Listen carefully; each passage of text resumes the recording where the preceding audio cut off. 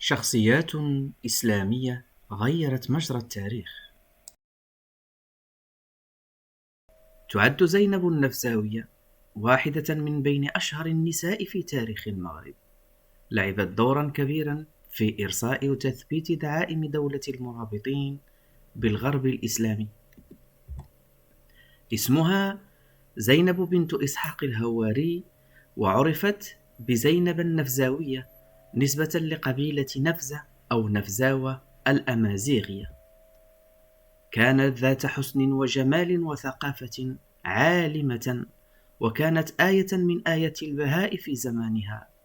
تغنى بها الشعراء وسحرت الألباب والأفئدة والأمراء.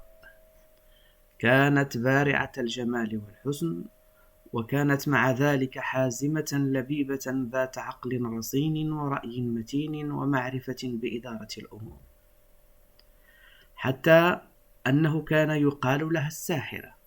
قال عنها ابن خلدون: كانت إحدى نساء العالم المشهورات بالجمال والرياسة. كانت زينب تلقب بزوجة الملوك والأمراء، فقد كانت صاحبة جمال ساحر وفتنة أخاذة جعلت الرجال يتنافسون للاقتراب منها وخطب ودها، لكنها كانت لا تقبل من الرجال إلا الأقوياء والأمراء والملوك.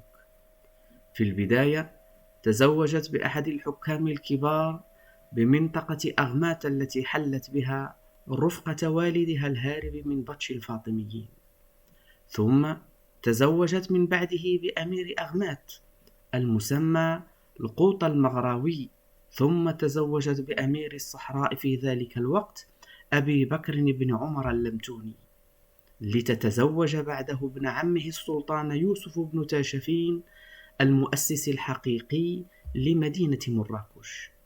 فهي زوجة السلطان المرابطي المغربي يوسف بن تاشفين. وصفها صاحب كتاب الاستقصاء بعنوان سعدي، والقائمة بملكه، والمدبرة لأمره، والفاتحة عليه بحسن سياستها لأكثر بلاد المغرب. وفي ذلك مشورتها له في أمر ملاقاة أبي بكر أمير الصحراء من غير حرب ولا سفك دماء. كانت زينب النفزاوية سندا لزوجها يوسف بن تاشفين، ويرجع بعض المؤرخين نجاحه وإنجازاته في جزء كبير منها إلى هذه المرأة. وكان يوسف بن تاشفين يذكر دوما فضل زينب أمام الملأ من الناس، ويثني عليها ثناء حسنا، فكان إذا اجتمع بأبناء عمومته يقول: إنما فتح الله البلاد برأيها.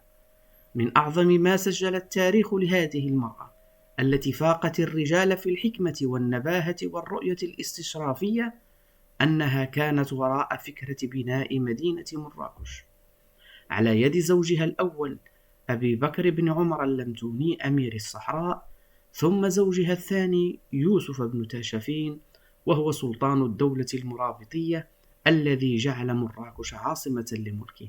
فصارت بوابة الصحراء القوية التي تهابها مختلف قبائل شمال إفريقيا، نظرا لصلابة سكانها وعظمة سلاطينها، فأضحت المركز الاقتصادي والثقافي لغرب العالم الإسلامي.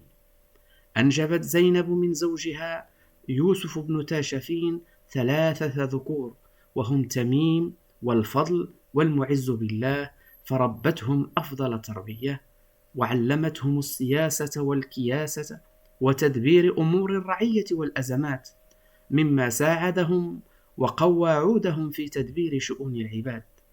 ومع أن حنكتها السياسية ومكانتها عند ابن تاشفين كان يمكن أن تجعلانها تدفع بأحد أبنائها لخلافة زوجها، إلا أنها لم تستبد بأمور الحكم، وكان لتربية أبنائها فضل كبير في دعم ابنها تميم القائد العسكري البارع لأخيه من أبيه علي في خلافة الملك.